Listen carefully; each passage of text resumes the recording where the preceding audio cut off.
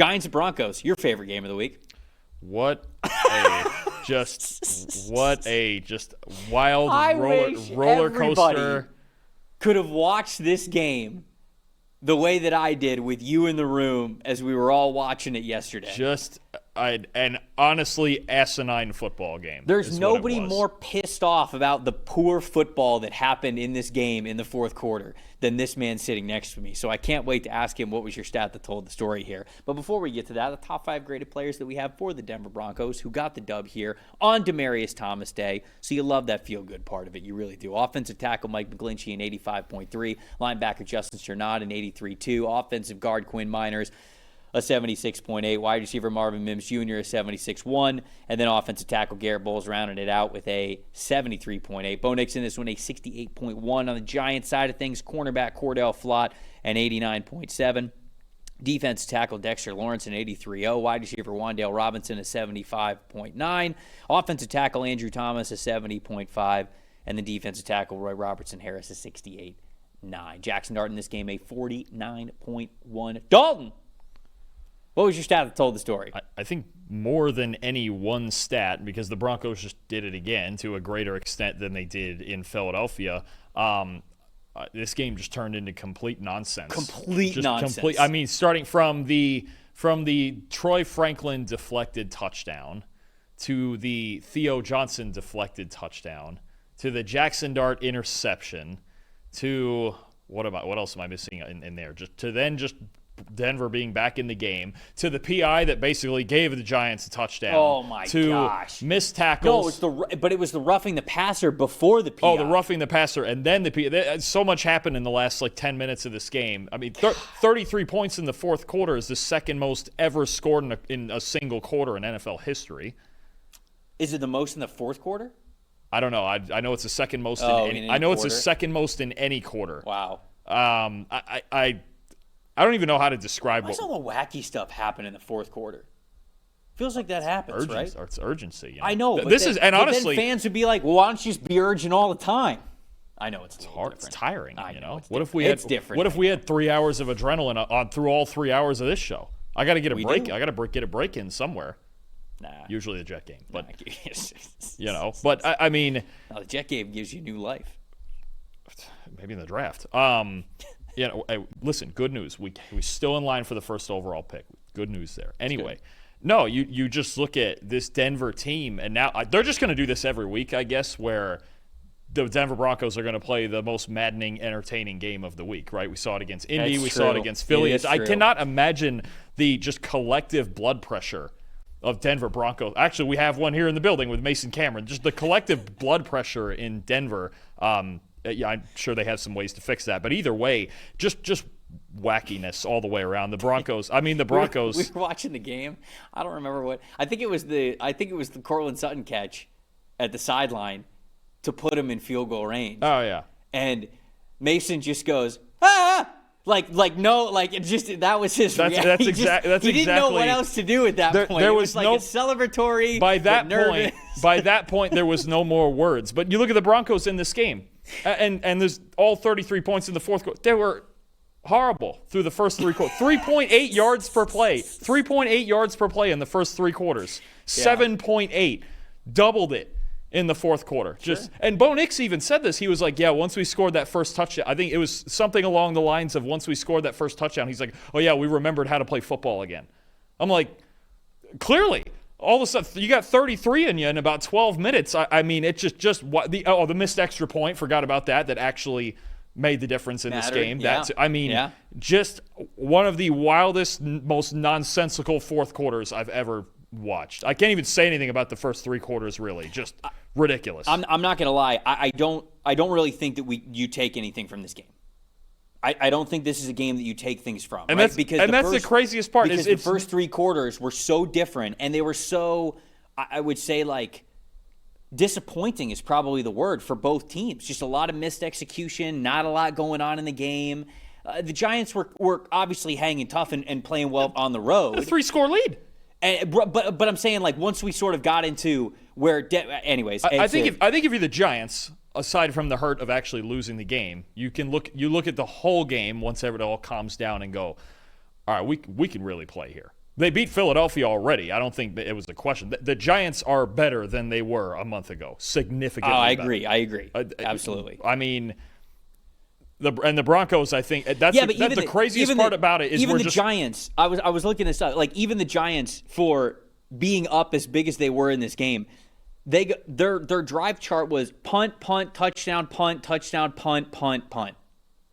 And then they scored 2 touchdowns in a row, and now we get into the wackiness of what was the game. But the Denver Broncos started this game punt, downs, end of half, punt.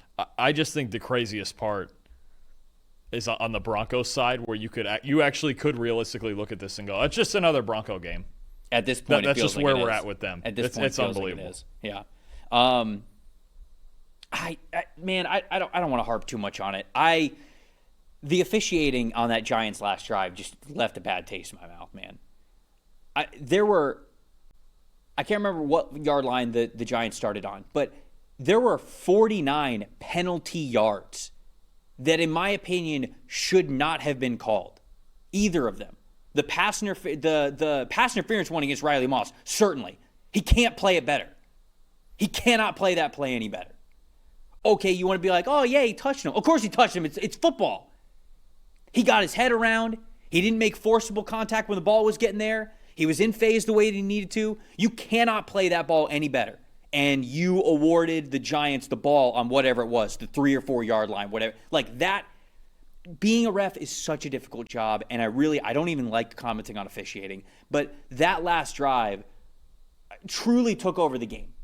And that was, if the Giants would have won that game, I would have felt, it would have had just such a bad taste in my mouth, because not that the Giants didn't do things earlier in the game to win the football game. I'm not taking anything away from them there. But the roughing the passer call, I mean, come on, man. Like, sure, you want to say, like, oh, don't touch it. Again, it's football. I know the quarterback is protected. How are you making that call at that point in the game? Anyways, I'm going to get off of it because I don't want to talk about the refs too much. I really don't. I don't like talking about it. But yesterday, specifically on that drive, they took over the game. And they could have single-handedly decided with bad calls who won that football game. And that's where officiating has to be better. Anyways, I'm going to move on. Most impressive, Broncos offensive line. Good unit. Giants got a pretty good defensive line, right? Got a lot of stars on there. A lot of really talented players. 82.9 run blocking grade in this game from them. 76.3 pass blocking grade, only 10 pressures allowed. This is a really good performance by the Broncos offensive line. And I felt like they haven't had this is collectively, I think on paper, and they've certainly played this way in the past, a really good unit.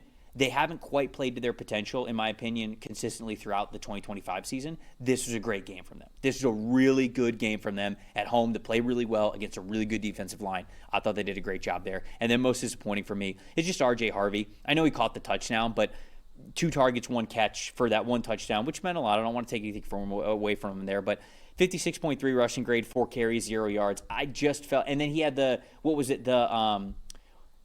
was it the punt return or was it the kick return? I cannot remember. It was a kick return. Where he like fields it and he steps out at the 6. Yeah, you have to already be out of bounds if you're going to do that.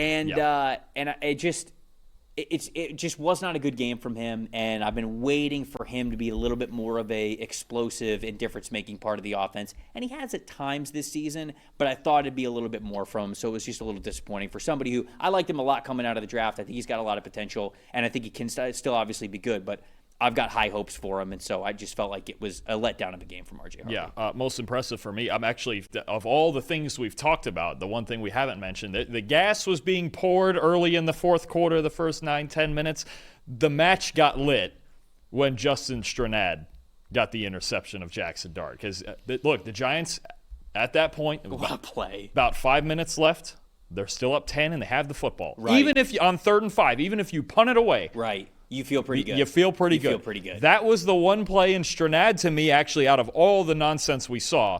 That was the play of this game, was him getting that interception. He was also solid in run defense, 4 run stops in this game. And he's actually a guy I wanted to mention, too, to just give him credit in general for this entire season. We haven't seen Dre Greenlaw. Right. And Stranad's been starting every week next to Alex Singleton, and he's been a whole lot better than he was last year. He kind of struggled next to Cody Barton last year and all the injuries and all that, young player.